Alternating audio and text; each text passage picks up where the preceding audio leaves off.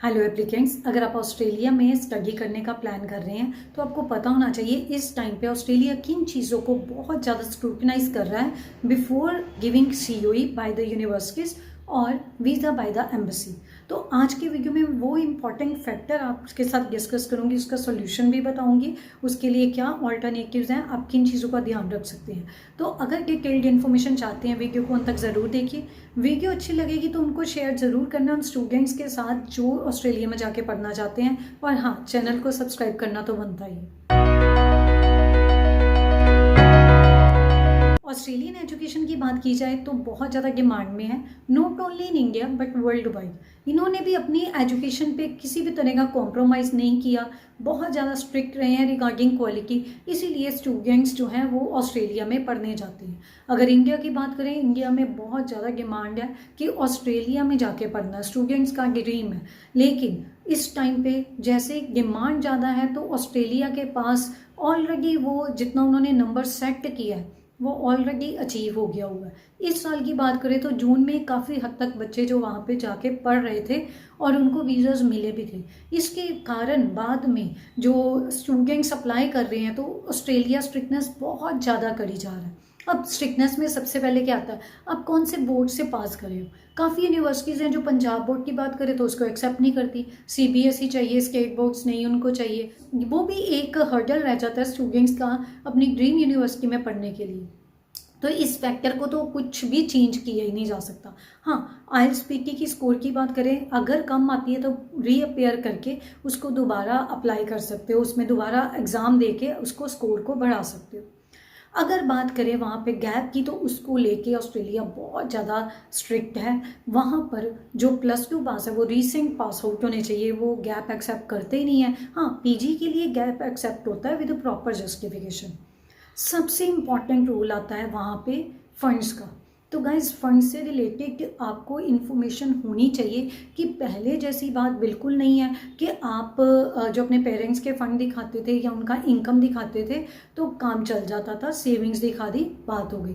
अब वो source of income को लेके इतने ज़्यादा कॉन्शियस हैं कि सिर्फ इनकम नहीं देखते, आपका आईटीआर में कितना इनकम हुआ है। अब अगला स्टेप आ गया ग्रोस और नेट इनकम का, मतलब ग्रोस इनकम कितनी है, नेट इनकम कितनी है, नेट इनकम को कंसीडर किया जाता है। और ये भी देखा जा रहा है कि कितना टैक्स भरते हो। अगर लोन लिया है तो उसमें भी ये चीज़ ज़रूर देखी गई है कि आपका क्या इतना कैपेसिटी है कि आप लोन को पे बैक कर पाएँ यहाँ पर ही। मतलब स्टूडेंट तो पढ़ने जाएगा, उसके पेरेंट्स का इतना फाइनेंशियल मतलब स्ट्रांग है, उनका कैपेसिटी इतनी ज़्यादा है कि वो जो लोन भी है उसको रीपे कर पाएँ। ऐसी चीज़ें भी चाहे यूनिवर्सिटीज़ हो सीओई देने से पहले चेक कर रही हैं और चाहे एम्बेसी और वीज़ा देने के पहले कोई भी चेक कर सकता है।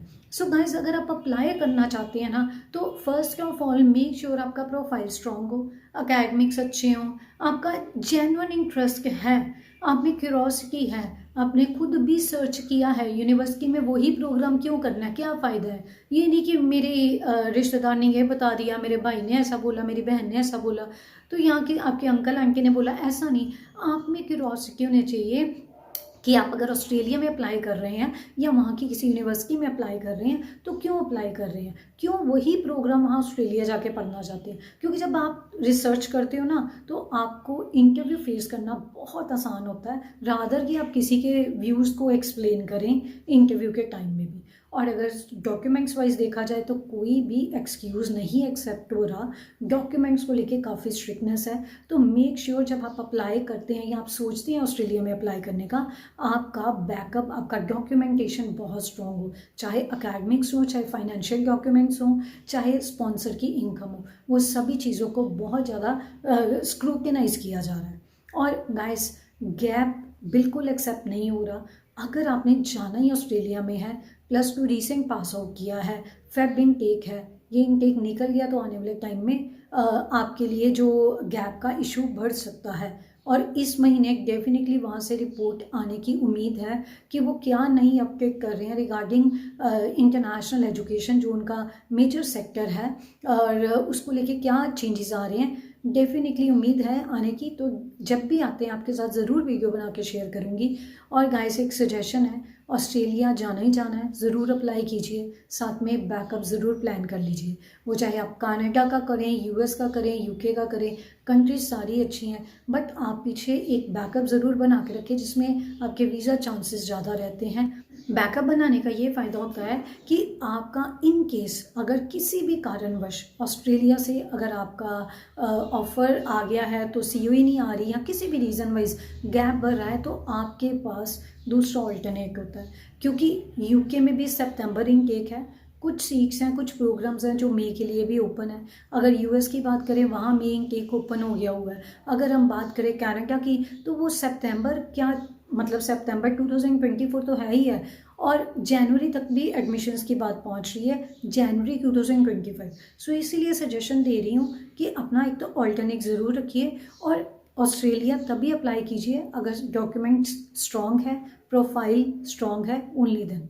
जो मैंने आपको सजेशन दिया है उसको ज़रूर कंसिडर कीजिएगा। और अंत तक बने रहने के लिए धन्यवाद।